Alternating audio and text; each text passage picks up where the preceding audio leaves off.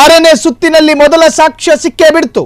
6ನೇ ಪಾಯಿಂಟ್ನಲ್ಲಿ ಸಿಕ್ಕ ಮೂಳೆಗಳು ಯಾರದ್ದು? ಹಾಗಾದ್ರೆ ಮಹಿಳೆಯದ್ದ, ಪುರುಷನ ಮೃತದೇಹದ ಮೂಳೆನ? ಇದು ಕೊಲೆಯಾದ ಮೃತದೇಹ ಮೂಳೆನ? ಒಂದು ಮೂಳೆ ಸಿಕ್ಕ ಕೂಡಲೇ DNA ಎಕ್ಸ್ಪರ್ಟ್ಗಳು ಅದನ್ನ ಸಂರಕ್ಷಿಸಿ ಲಿಂಗ ಪತ್ತೆ ಮಾಡ್ತಾರೆ. ಲಿಂಗ ಪತ್ತೆ ಅಂತ ಹೇಳಿದ್ರೆ ಅದು ಗಂಡಿನದ್ದ ಅಥವಾ ಹೆಣ್ಣಿದ, ಮೇಲ್ ಆರ್ ಫಿಮೇಲ್, ಆ ಪತ್ತೆ ಆಗುವಂಥ ಕೆಲಸ ಆಗಬೇಕು. ಸೊ ಈಗ ಸಿಕ್ಕಿರುವಂಥ ಮೂಳೆ ಗಂಡಿನದ್ದ ಅಥವಾ ಹೆಣ್ಣಿನದ್ದ? ಈಗಾಗಲೇ ಮೂಳೆಯನ್ನು ಕೂಡ ಸಂಗ್ರಹಿಸಿಡಲಾಗಿದೆ. 6ನೇ ಪಾಯಿಂಟ್ನಲ್ಲಿ ಸಿಕ್ಕ ಮೂಳೆಗಳು ಯಾರದ್ದು? ಮಹಿಳೆಯದ್ದ, ಪುರುಷನ ಮೃತದೇಹದ ಮೂಳೆನ? ಆ ದೇಹದ ಯಾವ ಭಾಗದ ಮೂಳೆ? ಇದು ಕೊಲೆಯಾದ ಮೃತದೇಹದ ಮೂಳೆನ? ಆತ್ಮಹತ್ಯೆ ಮಾಡಿಕೊಂಡ ವ್ಯಕ್ತಿಯ ಮೂಳೆನ? ಸಹಜ ಸಾವು ಕಂಡ ವ್ಯಕ್ತಿಯ ಮೂಳೆನ? ಸೊ ನಾನಾ ತರಹದ ಸಂದೇಹಗಳು ವ್ಯಕ್ತವಾಗುತ್ತೆ. SIT ಪ್ರಕಾರ ಇದು ಪುರುಷನಿಗೆ ಸಂಬಂಧಪಟ್ಟ ಕೈ ಮೂಳೆಯಾಗಿರಬಹುದು ಎಂದು ಸಸ್ಪೆಕ್ಟೆಡ್, ಅಂದಾಜಿಸಲಾಗಿದೆ. ಆದರೆ ಯಾವ ರೀತಿಯಾಗಿ ಸಾವು ಅದನ್ನ ಈಗಲೇ ಹೇಳೋದಕ್ಕಾಗಲ್ಲ. ಫ್ರೀಡಂ ಟಿವಿಗೆ SIT ಮೂಲಗಳ ಮಾಹಿತಿ ಇದು. 6ನೇ ಪಾಯಿಂಟ್ನಲ್ಲಿ ಯಾವಾಗೊಂದು ಸಾಕ್ಷ್ಯ ಲಭ್ಯ ಆಗ್ತಾ ಇದೆ ಅನ್ನೋದು ಗೊತ್ತಾಯಿತು, ಮೊದಲು ನಾವು ಅದನ್ನು ಬ್ರೇಕ್ ಮಾಡ್ತೀವಿ. SIT ಮೂಲಗಳ ನಿಖರ ಅಥವಾ ಖಚಿತ ಮಾಹಿತಿಯನ್ನು ಆಧರಿಸಿ ನಾವು ಬ್ರೇಕ್ ಮಾಡ್ತೀವಿ. ಆ ಮೂಳೆ ಕೈ ಮೂಳೆ ಎಂದು ಹೇಳಲಾಗ್ತಾ ಇದೆ. ಈಗ ಒಂದು ಪುರುಷನ ನೋಡ್ರಿ, ಹೆಣ್ಣು ಮತ್ತು ಗಂಡಿನ ದೇಹದಲ್ಲಿ ಸಾಕಷ್ಟು ಬದಲಾವಣೆಗಳಿರ್ತವೆ. ಅದು ಈಗ ಗಂಡಿನದ್ರಲ್ಲಿ ಒಂದಷ್ಟು ಹೆಚ್ಚು ಲೀಟರ್ ರಕ್ತಗಳಿರ್ತಾವೆ, ಹೆಣ್ಣಿನದ್ರಲ್ಲಿ ಒಂದು ಸ್ವಲ್ಪ ಕಮ್ಮಿ. ಇನ್ನು ಮೂಳೆಯಲ್ಲೂ ಕೂಡ ಬದಲಾವಣೆಗಳಿರ್ತಾವ ಅಂತ ಕೇಳಿದ್ರೆ ಅದರ ಎಕ್ಸ್ಪರ್ಟ್ಗಳು ಅದರ ಕಾರಣಗಳನ್ನು ಕೊಡ್ತಾರೆ.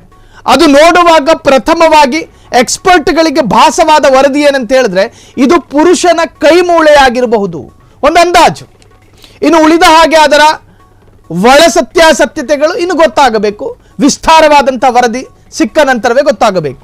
ಹಾಗಾದ್ರೆ ಆತ್ಮಹತ್ಯೆ ಮಾಡಿಕೊಂಡ ವ್ಯಕ್ತಿಯ ಮೂಳೆನ, ಸಹಜ ಸಾವು ಕಂಡ ವ್ಯಕ್ತಿಯ ಮೂಳೆನ? ನೋಡಿ, ಅಲ್ಲಿ ಪಕ್ಕದಲ್ಲೇ ನೇತ್ರಾವತಿ ಸ್ನಾನ ಘಟ್ಟ ಇದೆ.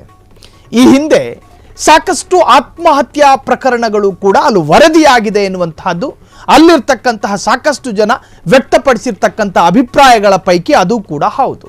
ಆತ್ಮಹತ್ಯೆ ಮಾಡಿಕೊಂಡ ದೇಹಗಳನ್ನ ಮನೇಲಿಟ್ಕೊಳ್ಳಕ್ಕಾಗುತ್ತಾ?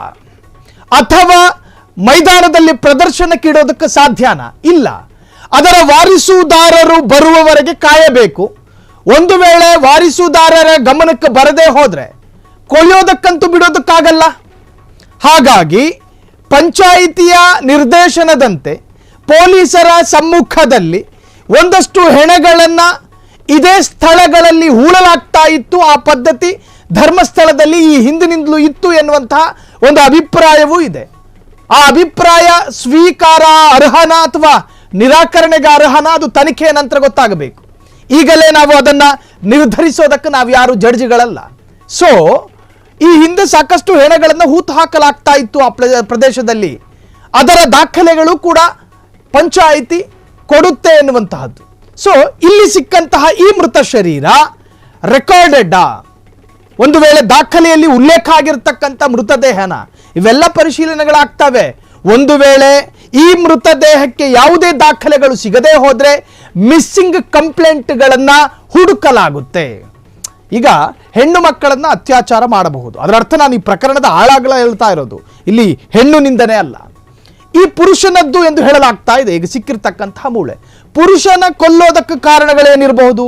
ದೂರುದಾರ ಕೊಟ್ಟಿರ್ತಕ್ಕಂತಹ ದೂರಿನಲ್ಲಿ ಸಾಕಷ್ಟು ಅಸಹಾಯಕ ಭಿಕ್ಷುಕರನ್ನ ಕೊಲ್ಲಲಾಗ್ತಾ ಇತ್ತು ಅನ್ನೋದು ಕೂಡ ಉಲ್ಲೇಖ ಇದೆ. ಸೊ ಈ ಪುರುಷನ ಮೃತದೇಹಕ್ಕೂ ಈ ಹಿಂದೆ ಕೊಲೆಯಾಗಿ ಹೋದ ಅನೇಕ ಭಿಕ್ಷುಕರ ಕೊಲೆ ಪ್ರಕರಣಕ್ಕೂ ತಾಳೆ ಹಾಕಿ ನೋಡಲಾಗುತ್ತೆ. ಇದು ಪ್ರಕರಣದ ದಾರಿ ಮತ್ತು ಪ್ರಕರಣದ ದಿಕ್ಕು. ಒಂದು ವೇಳೆ ಅಲ್ಲಿ ಯಾವ ಮಿಸ್ಸಿಂಗ್ ಕಂಪ್ಲೇಂಟ್ಗಳು ಇಲ್ಲ ಎಂದಾದಲ್ಲಿ ಇದು ಯಾವುದೋ ಆತ್ಮಹತ್ಯಾ ಪ್ರಕರಣದಲ್ಲಿ ಅದು ಅಲ್ಲಿ ಆ ಸ್ಥಳವೇ ಒಂದು ಆತ್ಮಹತ್ಯೆಯ, ಈ ಹಿಂದೆ ಸಾಕಷ್ಟು ಜನ ಈ ಒಬ್ಬರು ಒಂದು ಹೇಳಿಕೆಯನ್ನು ಕೊಟ್ಟಿದ್ರು, ಮನಕ್ಷೋಭೆ ಇರುವವರು ಬಂದು ಆತ್ಮಹತ್ಯೆಗಳನ್ನು ಮಾಡ್ಕೊಳ್ತಾ ಇದ್ರು.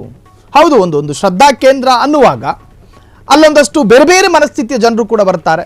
ಕೆಲವರು ಆತ್ಮಹತ್ಯೆ ಮಾಡಿಕೊಳ್ತಾರೆ, ಇನ್ನು ಕೆಲವರು ಶ್ರದ್ಧೆಯಿಂದ ಭಕ್ತಿಯಿಂದ ಅಲ್ಲಿ ಬಂದು ವಿಸಿಟ್ ಮಾಡಿ ಹೋಗ್ತಾರೆ. ಆ ಸಂದರ್ಭದಲ್ಲಿ ಆತ್ಮಹತ್ಯೆ ಮಾಡಿಕೊಂಡವರ ಮೃತ ಶರೀರ ಅದಾಗಿರಬಹುದಾ? ಈ ಅಭಿಪ್ರಾಯಗಳು ಇದ್ದಾವೆ. ಯಾವ ಅಭಿಪ್ರಾಯಗಳನ್ನು ಕೂಡ ತತ್ಕ್ಷಣದಲ್ಲಿ ತಳ್ಳಿ ಹಾಕೋದಕ್ಕೆ ಸಾಧ್ಯ ಇಲ್ಲ.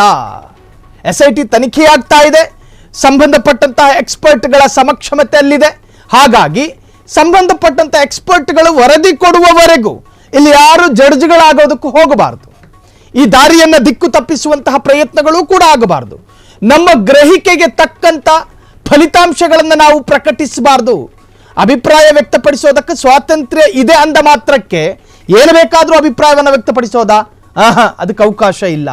ತನಿಖೆಯ ದಿಕ್ಕು ತಪ್ಪಿಸುವಂತಹ ಅಭಿಪ್ರಾಯವೂ ಕೂಡ ಆಗಕೂಡದು.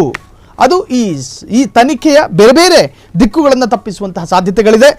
ಈಗಾಗಲೇ 6ನೇ ಸುತ್ತಿಗೆ 1 ಸಾಕ್ಷ್ಯಗಳು ಲಭ್ಯವಾಗಿರುವಂತಹದ್ದು, ಅದು ಕೂಡ ಕೈಭಾಗದ ಮೂಳೆ ಎಂದು ಹೇಳಲಾಗ್ತಾ ಇದೆ, ಪುರುಷನದ್ದು ಎಂದು ಅಂದಾಜಿಸಲಾಗಿದೆ. ಕ್ಷಣ ಕ್ಷಣದ ಸುದ್ದಿಗಳಿಗಾಗಿ ಫ್ರೀಡಂ ಟಿವಿ ಸಬ್ಸ್ಕ್ರೈಬ್ ಮಾಡಿ, ಲೈಕ್ ಮಾಡಿ ಹಾಗೂ ಫಾಲೋ ಮಾಡಿ. ಹೊಸ ಸುದ್ದಿಗಳ ನೋಟಿಫಿಕೇಶನ್ಗಾಗಿ ಬೆಲ್ ಐಕಾನ್ ಮೇಲೆ ಕ್ಲಿಕ್ ಮಾಡಿ.